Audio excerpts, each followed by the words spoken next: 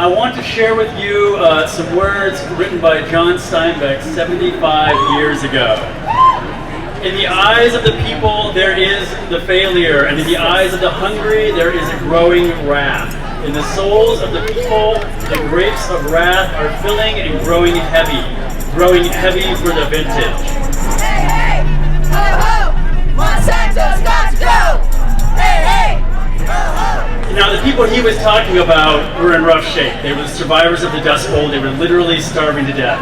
They were the victims of the policies of big agribusiness. Let's face it, we're better off than they were. But when I look out over the crowd, I see the same kind of anger. And I see the same kind of hunger for justice, for accountability, for empowerment. Wouldn't it be great if we could simply pass a legally binding ordinance that would ban GMO foods and not only that, and strip corporations like Monsanto of their so-called corporate rights?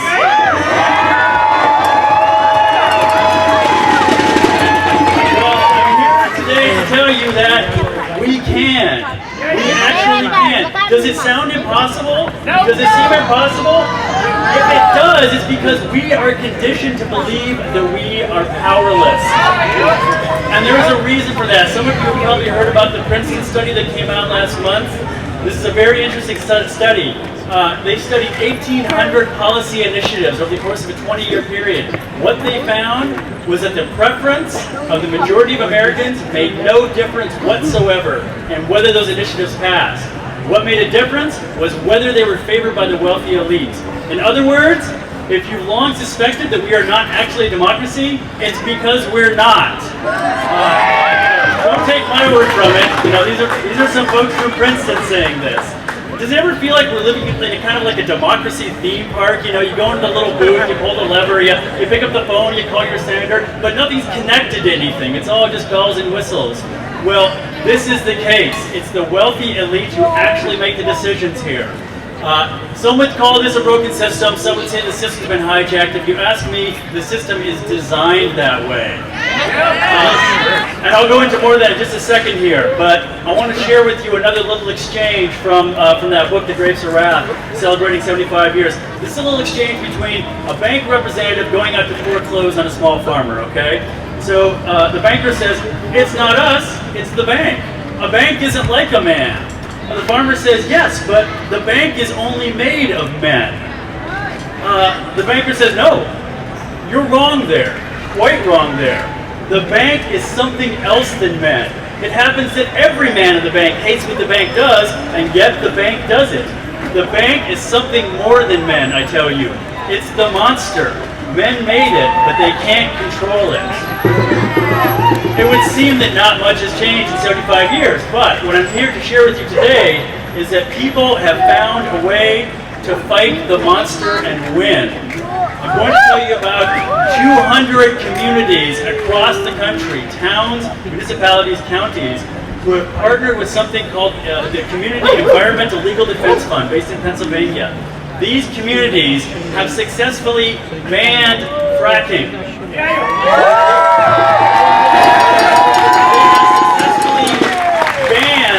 Factory farms. They have successfully banned hazardous waste dumping. What's more important, none of these 200 bans have been successfully challenged and overturned by corporations. Now the question is, how did they do this, right? If it seems like we're in a rigged system, and we are, how did they do this? Now this is very important. They did not just place a ban.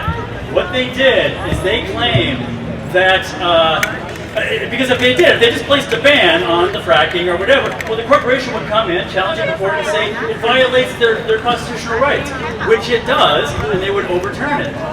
So what these communities did, what the Community Environmental Legal Defense Fund helped them to do, was they asserted that their rights to basic health and safety are more important than the corporation's rights to turn a profit. Okay? It seems like a basic truth, right? We have to say this in court. And furthermore, they refuse to play by the rules of a rigged system.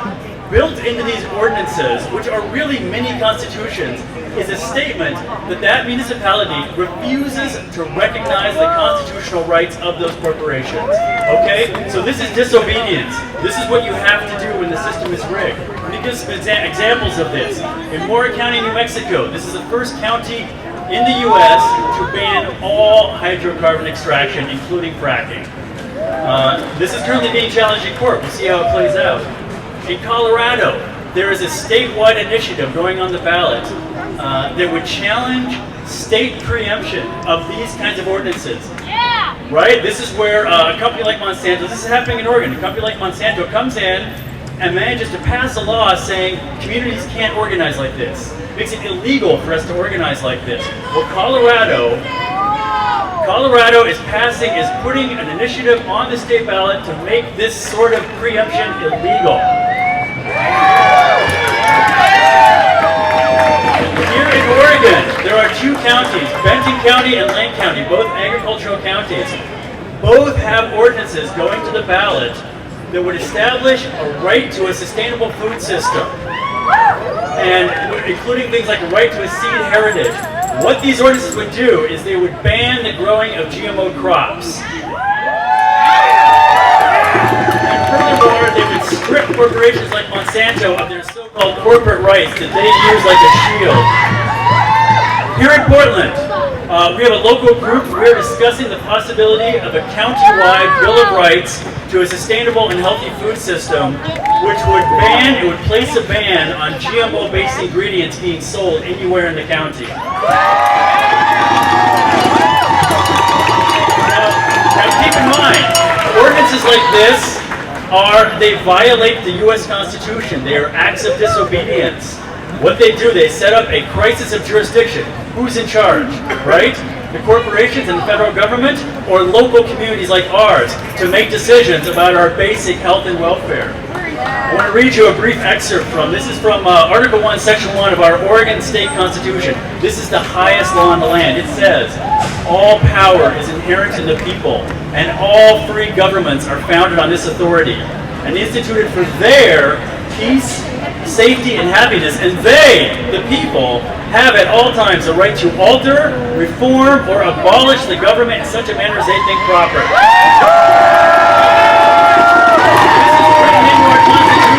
This is the power we have. And I'm coming close to the end, but I also want to read you, this is very exciting. In a recent ruling, a Pennsylvania judge, this is a hero, Debbie Odell Seneca, a Pennsylvania judge, in striking down a case from a corporation, a fracking corporation, she writes, corporations do not exist in the manner that humankind exists. They cannot be let alone by the government because businesses are but grapes, ripe upon the vine of the law, that the people of this commonwealth raise, tend, and prune at their leisure and need. In other words, she's saying she does not recognize the so-called corporate rights found by corporations in the Constitution. Now I want to tell you, how do you get involved with this if you're interested? We have a table here. I'll be there for the next hour. I can talk to you. We have a website, communityrightspdx.org. We teach 2-hour intro courses on this material. There's a guy here in town, Paul Cienfuegos. We're incredibly lucky to have him here in Portland with us. He teaches a 2-day course. It's very detailed. It explains how we've gotten into this mess, how we've lost control so fully, and what we can do about it. Our group meets twice monthly, and Thomas Lindsay, the founder of the Community Environmental Legal Defense Fund based in Pennsylvania, he will be in Eugene on June 4th speaking if you want to see him. I highly recommend it. And I'm going to leave you with a quote from Thomas Lindsay, which is that the power of the people is so much greater than the people in power. I believe this. And what I want to say as a final remark is this is not just about banning GMOs, right? It's not just about shutting down corporations like Monsanto. This is about building true grassroots democracy of a kind that we perhaps never actually really had in this country, but that we are ready for. Everywhere it seems people are waking up to this desire. And I know you all are ready for this, so thank you so much.